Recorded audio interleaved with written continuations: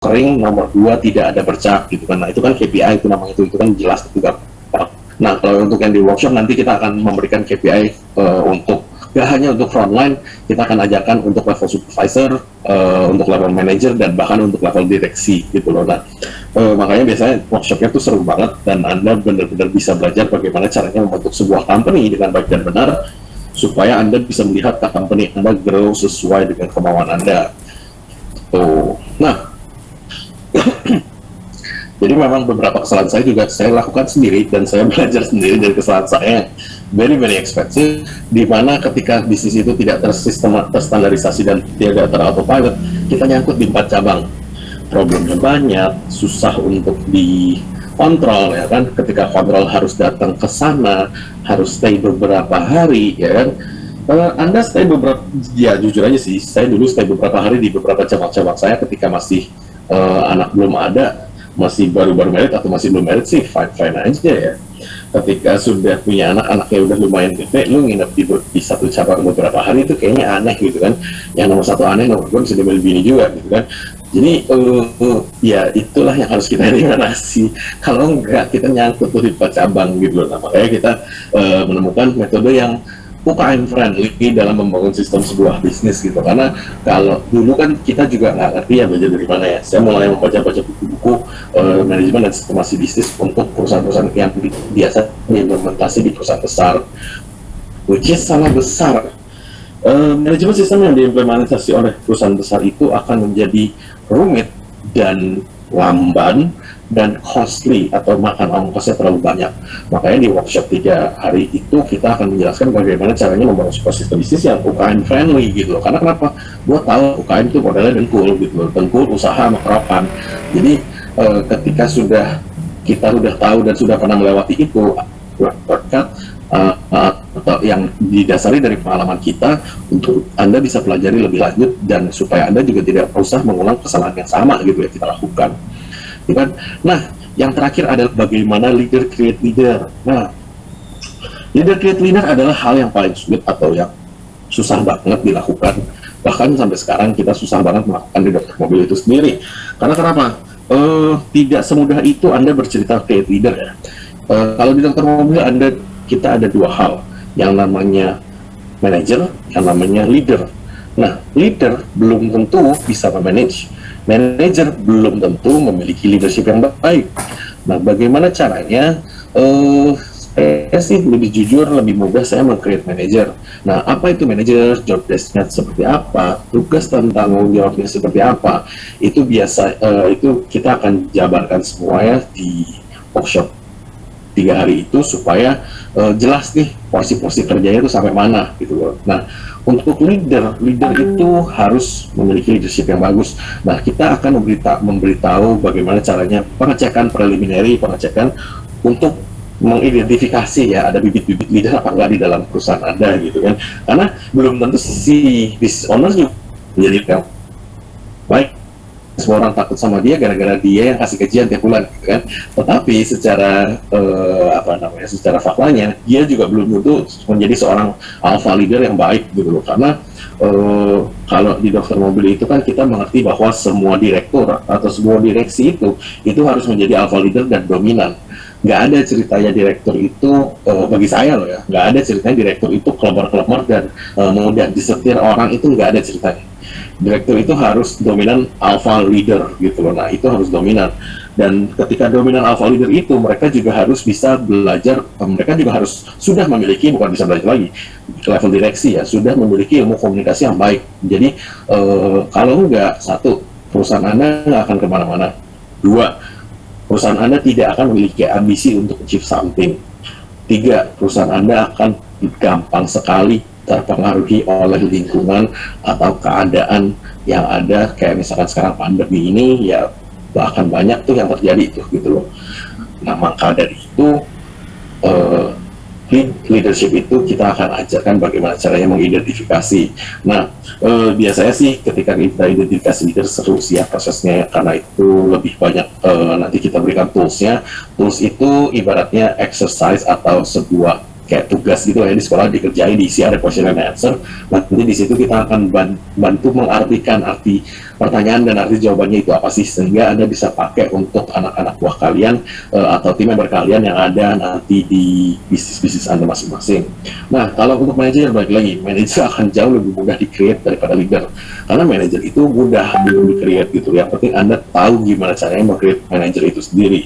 Dan struktur hierarki kepemimpinan juga kita akan jelaskan dengan rinci di workshop kita yang 3 hari itu, karena memang ya itulah dasar dari sistemasi kan gitu kan. Nah, supaya lebih jelas lagi ya, mungkin saya cerita sedikit lebih banyak tentang bagaimana caranya bisa mensistemasi dokter mobil dari awal sampai sekarang. Nah, di awal-awal itu saya sih memang beranggapan dokter mobil ya adalah sebuah bisnis gitu, bisnis di bisnis service aftermarket sales di otomotif roda 4. Jadi kita mengambil segmen yang spesifik. Otomotif roda 4 berarti kan mobil passenger car kan. Kemudian aftermarket berarti kita mengambil segmen-segmen yang memang sudah di luar garansi dari si ATPM. Di luar garansi itu ya berarti Anda tahu lah ya, di luar garansi dari ATPM atau dealer gitu. Nah, bisnisnya itu kebetulan memang kita membeli tune up dan AC ya gitu. Nah, tune up dan AC hari itu baru tune up dan AC doang gitu. Jadi kita bagaimana caranya mengalahkan raksasa otomotif di Indonesia yang sudah berada di bisnisnya sudah lebih dari 20 tahun gitu kan, dimana ya lebih dari 20 tahun sebuah bisnis itu sih sudah sakti banget gitu yang menciptakan, dan itu sudah menjadi hal yang cukup menakutkan bagi kita, karena mereka sudah memiliki consumer database, memiliki teknologi yang ada sekarang, memiliki infrastruktur yang mereka miliki sekarang gitu. Nah, dulu ceritanya sebelum kita punya ilmu apa-apa gitu kan. Jadi saya dari kerja sama orang, saya juga langsung lompat, dan bukan hanya lompat sih, karena kepepet saya juga menjadi seorang entrepreneur dan pengusaha gitu kan. Nah, di tahun pertama saya fokus lebih banyak ke DNA bisnis atau apa yang harus kita lakukan, dan kita meng-SOP-kan itu. Jadi saya spend more than 9 bulan untuk meng-SOP-kan apa yang harus dikerjakan ketika pekerjaan A, B, C, D itu harus dilakukan. Jadi itu semua terdokumentasi dengan baik, dan kita mencari DNA bisnisnya gitu. Jadi hari itu tuh saya tuh gila buka bengkel, kita tuh nggak suka repair, kita maunya maintenance aja gitu kan. Karena kenapa? Maintenance itu satu, fast moving, dua, low risk gitu kan, tiga, Anda nggak perlu manpower yang terlalu pinter untuk melakukan hanya maintenance aja gitu. Jadi itu adalah entry point yang kita gunakan supaya low cost dan bisa mendatangkan revenue yang cukup lumayan atau omset yang cukup lumayan. Nah, dari situ kita mensistemasi itu 9 bulan, kemudian saya trial dari error, total membuat SOP atau menstandarisasi itu 1,5 tahun. Nah, standarisasi berbeda dengan sistemasi ya, saya kasih tahu dulu ya. Itu kesalahan saya yang pertama gitu kan. Saya pikir dulu ketika sudah ada SOP, ketika saya buka cabang kedua, tinggal gue kasih SOP-nya aja kan, suruh kerjain kan. No, it doesn't happen. Manusia itu suka banget untuk yang namanya asumsi dan improvisasi. Nah, jadi makanya ketika SOP itu dikasihkan ke orang, suruh kerjain, dia berasumsi sendiri, dia nggak baca tuh SOP-nya tuh. Nggak baca SOP-nya, dia berasumsi sendiri, dan dia mengimprovisasi sendiri. Makanya di workshop nanti juga kita ada beberapa tools yang lucu-lucu yang bisa pakai, dan yang seru banget untuk dikerjakan biasanya tools tentang memahami diri Anda sendiri, sehingga Anda bisa memakai tools itu juga untuk ke tim member Anda gitu kan. Karena ternyata 95% dari orang-orang itu suka berasumsi gitu kan. Nah, makanya itu yang gawat tuh gitu loh. Jadi ya kita punya toolsnya untuk mengidentifikasi itu gitu. Jadi tenang aja, kalau Anda ikut workshopnya Anda bisa ketawa sendiri gitu kan, habis ngeliat hasilnya gitu kan, iya ya gitu kan. Nah, itu akan ada banyak pencerahan gitu ya dalam timelinenya, sebanyak banget tuh pencerahan yang bisa didapat, dan Anda akan lebih banyak mengerti diri Anda sendiri dari situ. Jadi setelah saya SOP kan, saya standarisasi itu, ya saya move ke pencatatan keuangan kan gitu, seperti yang kita bilang. Nah dari cuma ada kasir sampai kita bikinkan accounting department dengan head accountingnya, ya kan. Dari situ baru kita cuma loncat ke tax deh, pokoknya cuma habis accounting itu kita cuma lompat ke taxation, belum masuk finance tuh ceritanya nih gitu loh, karena finance itu jauh lebih kompleks dan jauh lebih rumit dari yang Anda bayangkan. Tapi Anda hanya membutuhkan orang finance itu setelah Anda memiliki beberapa cabang kok. Jadi tenang aja, belum tentu Anda butuhkan hari ini. Anda bisa rangkap jabatan di situ sih sebenarnya sih, kalau untuk hanya operational day to day finance gitu kan. Nah dari situ kita udah mulai pede, kita udah mulai kepengen lah ya ke cabang gitu kan. Nah kita hajar nih cabang kedua dan cabang ketiga, di mana cabang ketiga tutup dalam 1 tahun ya. Cabang kedua mumet banyak gitu. Jadi kita belajar banyak banget dari situ untuk kenapa kok standarisasi saja tidak cukup untuk sistemasi. Ya kita ngomong standarisasi saja tidak cukup untuk sistemasi. Standarisasi dan sistemasi itu dua hal yang jauh berbeda sekali. Standarisasi adalah bagaimana si tukang bakso atau si tukang masak itu bisa memasak hal yang sama dengan rasa yang sama setiap harinya konsisten. Meskipun koki itu ribut sama bini kah, kawin lagi kah, pacaran lagi kah, jomblo kah, putus hati kah, nggak ada urusan sama emosi, sama kondisi emosi dan kondisi jiwa. Ketika dia mengerjakan hal itu sesuai dengan SOP, makanan yang dikeluarkan akan standar. Nah itu ceritanya standarisasi. Nah sistemasi itu beda lagi ceritanya. Sistemasi itu adalah bagaimana kita memastikan semua orang mengerjakan pekerjaannya di posnya masing-masing sesuai dengan topoksinya, tidak cross jurisdiksi, tanpa asumsi dan tanpa improvisasi. Nah asik kan? Bahasanya ruwet dan panjang, cuman asik lah gitu loh. Karena memang itu yang akan Anda realisasikan di 3 hari workshop offline kita. Jadi dan memang semua alumni masih dalam tahap 100% happy sekali sih dengan apa yang diikutkan gitu, karena mereka menjadi benar-benar memiliki banyak banget PR yang harus dikerjakan, dan setiap PR yang dikerjakan itu nanti indikasinya adalah omset Anda juga naik gitu. Karena kenapa? Ketika bisnis Anda itu standar, bisnis Anda itu tersistem, kita ngomong standar aja deh, setiap customer satisfaction yang dihasilkan atau kepuasan pelanggan yang dihasilkan oleh bisnis Anda itu sama dan seragam, apakah bagus tuh? Ya kan, tinggal ya kepuasan pelanggannya di level apa nih gitu, Anda mau tingkatkan, ada caranya kan gitu kan. Nah dengan standarisasi aja saya jamin deh omset Anda pasti naik, tidak naik gitu kan, dan efisiensi kerjanya juga, efisiensi kerja karyawan Anda juga pasti naik. Itu kita bercerita standarisasi. Kita cerita sistemasi berarti setiap orang mengerti dengan jelas apa saja yang harus dikerjakan, jurisdiksi sama mana, dan itu asik ya gitu loh, melihat sebuah sistem dan sebuah perusahaan itu berjalan tanpa harus kita campur tangan terlalu banyak gitu loh. Nah seberapa banyak campur tangan kita itu biasanya menunjukkan bahwa masih ada banyak departemen yang harus kita sistemasi. Tetapi ketika company Anda grow seperti kita gitu ya, saya udah selesai sih sebenarnya sih sekolah S2 saya satu lagi. Jadi S2 saya hari ini ada 2, satu robotik, satu School of Arts, School of Art, Master of Corporate Finance. Nah, corporate finance itu sebuah ilmu yang sangat-sangat susah bagi saya untuk saya pelajari, karena saya basicnya adalah engineer atau insinyur gitu kan. Saya basicnya engineer itu saya menghitung segala sesuatu itu menjadi angka pasti ya. Jadi kalau gua ngitung jembatan, gua ngitung jalan gitu kan, itu udah pasti itu segitu, nggak mungkin salah gitu kan. Nah sedangkan ilmu finance itu ilmu kira-kira, tidak ada yang pasti. Namun benar-benar karena menggunakan mindset yang berbeda gitu. Nah cuman dari situ juga skill itu dibutuhkan, skill yang berbeda dibutuhkan untuk company yang grow. Jadi either kalau company dipegang sebuah entrepreneur itu, dia bisa sebesar apa? Satu, mungkin memang mimpinya atau tujuan akhirnya si entrepreneur itu cuma segitu, ya nggak ada masalah. 2, mungkin dia mandek cuma segitu karena dia sudah nggak tahu nih mau kemana nih. Karena banyak maksudnya entrepreneur yang perusahaannya sudah jalan dan tergolong cukup bagus jalannya, tetapi ya mandek segitu-segitu aja tiap tahun ada kenaikan dari sales ya, cuman dari sisi bisnisnya tidak ada kenaikan gitu loh. Dan ketika berusaha di scale up, si entrepreneur ini tidak memiliki skill atau kemampuan yang cukup untuk naik ke level itu atau naik ke level yang lebih tinggi.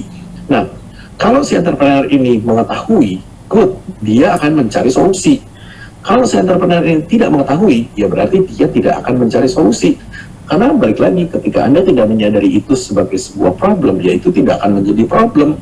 Jadi Anda tidak akan nih mencari solusi dari problem itu, gitu kan. Nah, makanya ke seberapa besar perusahaan Anda membawa grow-nya itu pasti berbanding lurus dengan skill yang Anda punya juga, gitu loh.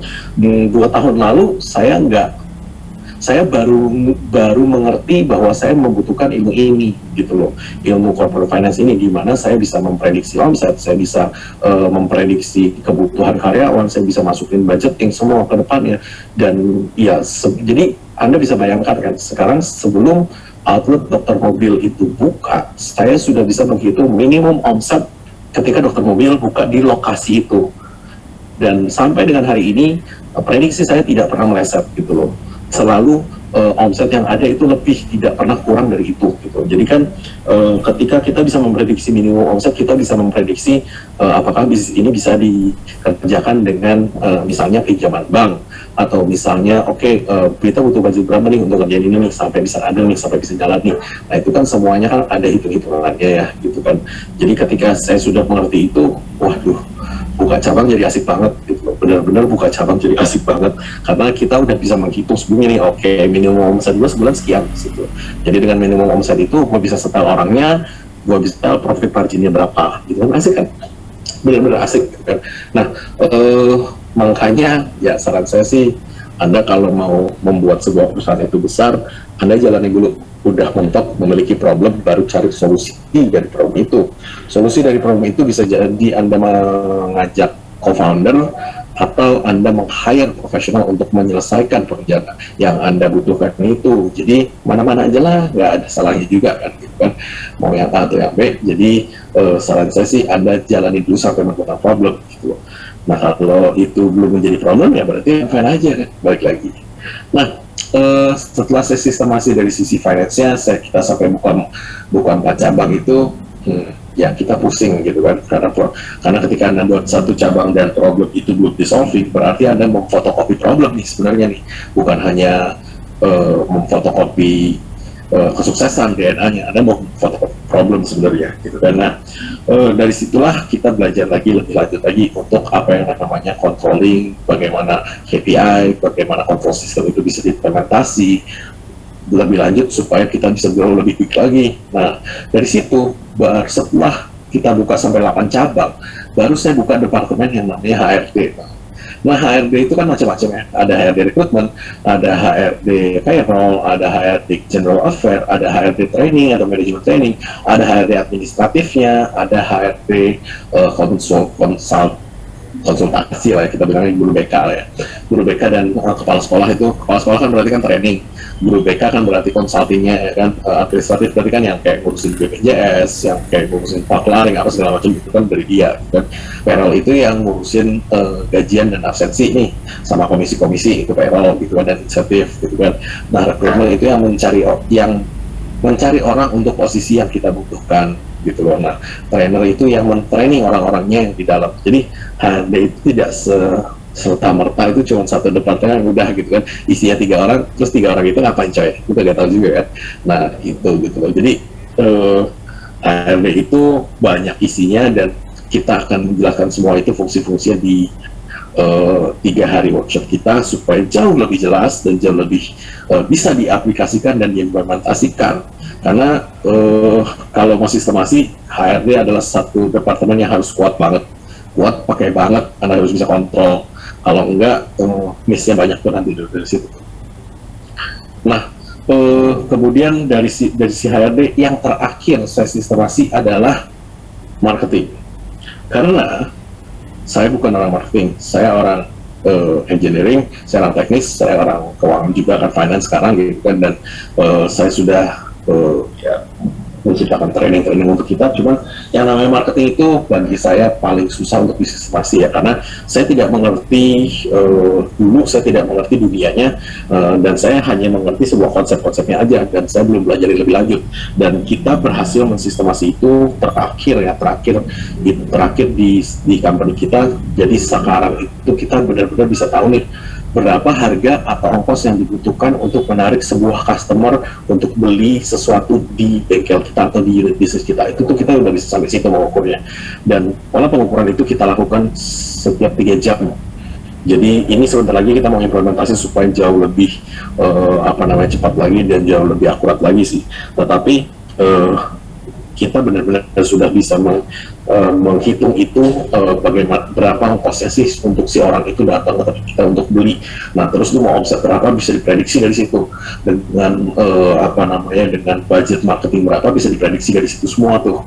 Jadi itu benar-benar sebuah departemen yang paling susah saya sistemasi menurut saya, karena kan saya nggak ngerti nih indikasi-indikasi keberhasilannya apa atau KPI-nya apa gitu. Nah di situ juga saya belajar jauh lebih banyak gitu. Oke, ini KPI-nya ini KPI-nya ini KPI-nya ini. Oke, setiap pos punya tugasnya masing-masing, tugasnya sudah terstandar, pola pelaporannya juga standar, KPI-nya sudah jelas.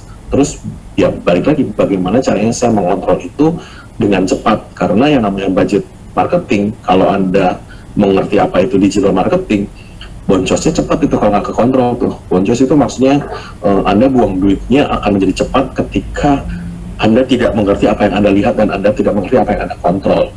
Nah, jadi saya masuk ke departemen marketing itu sebagai seorang dengan mindset manager gitu loh. Jadi saya hanya mau mensistemasi atau memanage semua ini. Saya nggak perlu tahu dia ngapain. Sampai hari ini Anda kalau suruh saya bikin Facebook Ads, gue bingung klik yang mana. Sumpah, dashboard my bisnisnya itu gue nggak ngerti bentuknya kayak apa, itu tulisannya apa, kliknya di mana, gue nggak ngerti. Tapi gue mengerti bagaimana mengontrol itu gitu. Nah jadi hasil dari workshop 3 hari itu, Anda bisa memiliki mindset bagaimana cara mengontrol sebuah departemen atau sebuah job desk supaya Anda bisa kontrol dari jauh. Jadi mindsetnya sih di situ ya. Itu yang kita harapkan setelah Anda menjalankan workshop 3 hari itu, sehingga departemen apapun, job desk apapun yang Anda harus sistemasi itu akan memiliki sebuah pola pikir atau mindset yang sama dasarnya. Itu ceritanya. Oke.